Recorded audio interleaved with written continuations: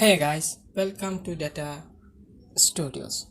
In today's episode, we are going to show you how to solve your error problems in apps.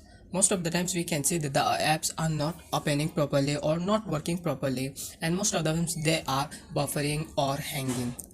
So we are going to solve this problem. So let's begin. First of all, you have to go to your own settings, and in the search bar you need to write manage apps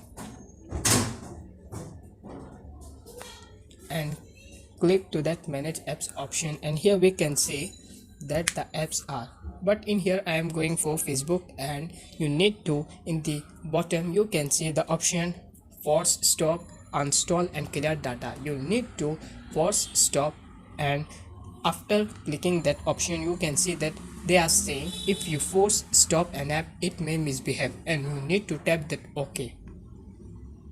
After tapping that the force stop, I hope it will work and the problem has solved.